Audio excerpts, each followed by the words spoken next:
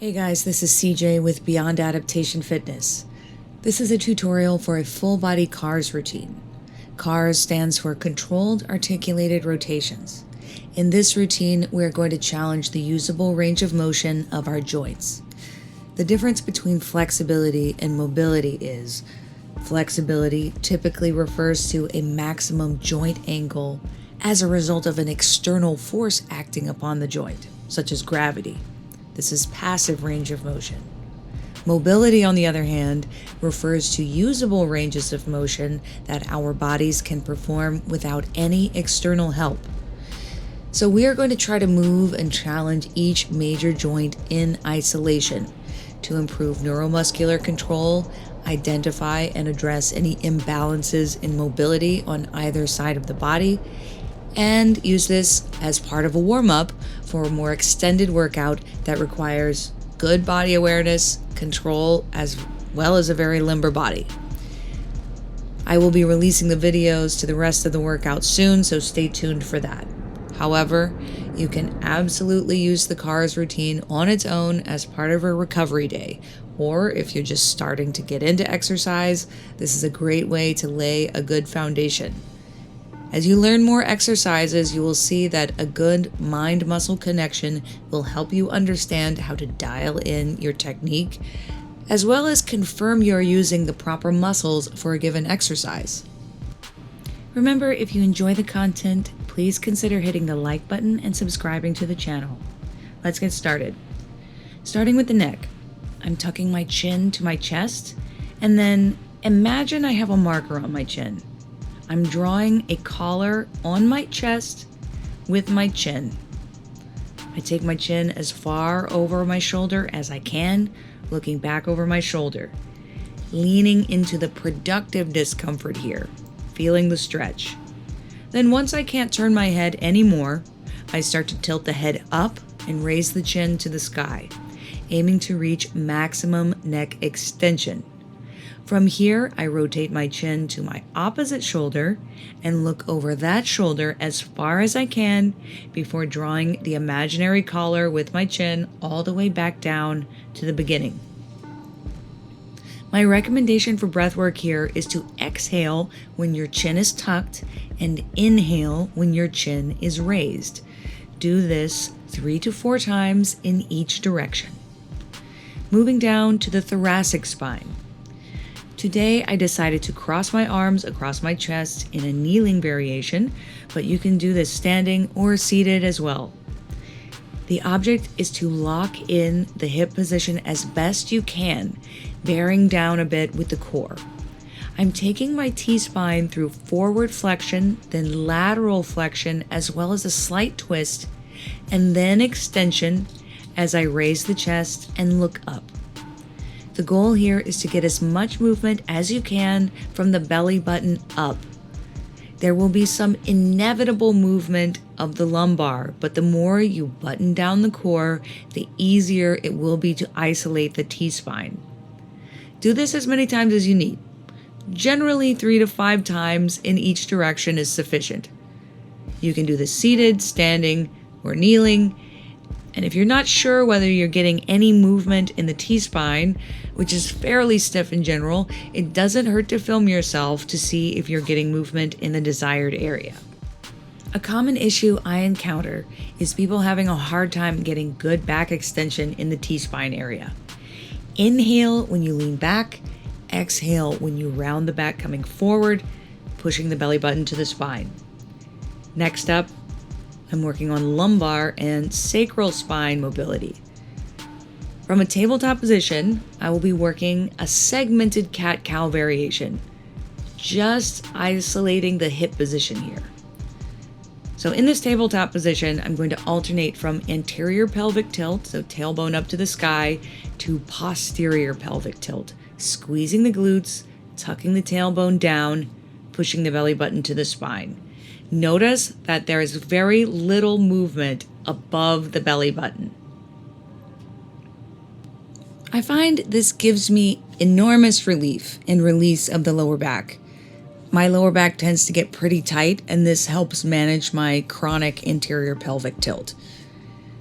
This can benefit everyone, however, because in many exercises, buttoning down the core involves a posterior pelvic tilt.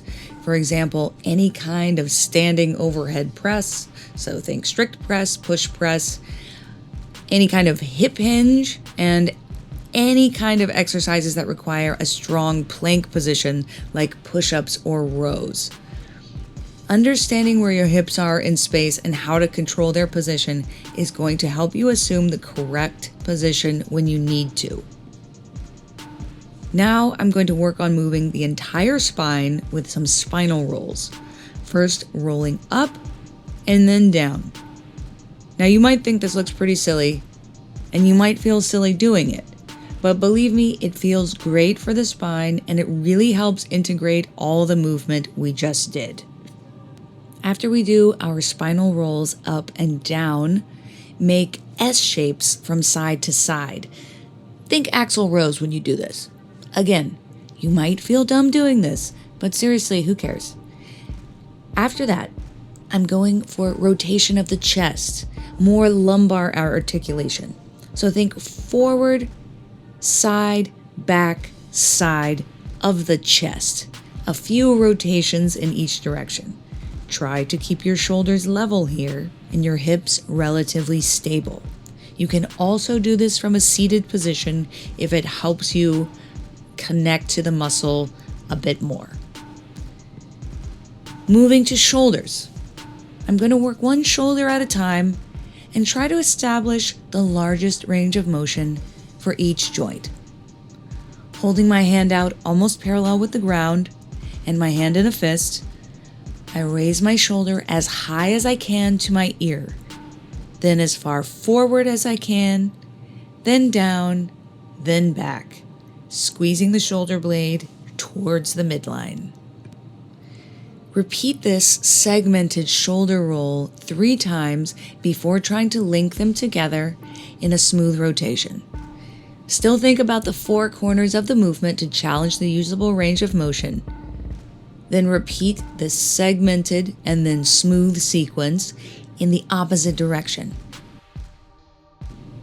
This is particularly beneficial for your posture if you find yourself seated at a computer all day or looking down at your phone.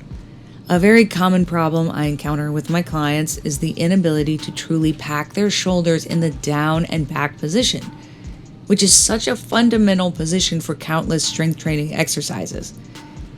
And they have trouble with this because their backs have been locked in a hunched over position for so long without any release. For the next shoulder exercise, I want to imagine that I'm standing next to a wall and painting a huge circle, keeping my arm as straight as possible.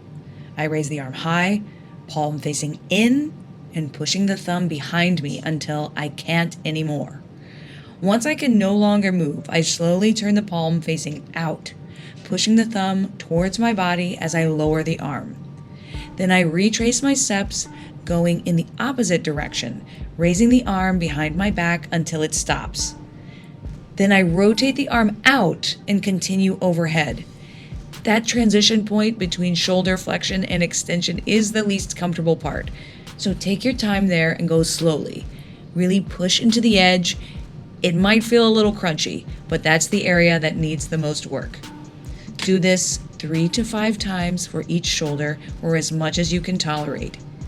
You can do this standing next to a wall if you need some external feedback, but don't touch the wall to try to force a larger range of motion than your body can maintain on its own. Now I'm going to work on my hips. From a standing position, pick up one leg, raise the knee as high as you can, keeping the foot and knee flexed at about 90 degrees. Once the knee goes as high as it can, rotate your foot out and away from the body, internally rotating the leg. Slowly sweep the leg behind you, keeping the knee and foot as high as you can without leaning over excessively. The end range of motion is sort of a donkey kick position, but all the while keep the chest upright. Remember, you're trying to move your leg around in your hip joint, not the other way around. You can do this holding onto a railing to stabilize and support yourself, but if you want to add a balance element to the training, you can do it like this. and I have my hands extended in front of me primarily just to keep them out of the way. Do this 3 to 5 times, and then switch the direction of the rotation, starting in the back position and then externally rotating forward. So 3 to 5 times, each direction, each leg. You can do a CARS routine for any joint in the body. This includes wrists, elbows, knees,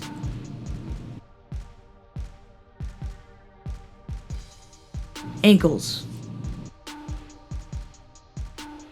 and even fingers and toes. If those are areas that need extra attention, by all means give them a try. But in general, neck, spine, shoulder, and hips are the ones that I like to do before training. The more you do this routine, the more limber you will become. Your movements will become smoother and range of motion will improve. If you first start and you find achieving your desired range of motion difficult, don't give up. You're just like the Tin Man. You just need a little time and your joints will start to loosen up. The important thing is not to give up on yourself. Just because you can't right now doesn't mean you won't be able to in the future, as long as you put in consistent effort.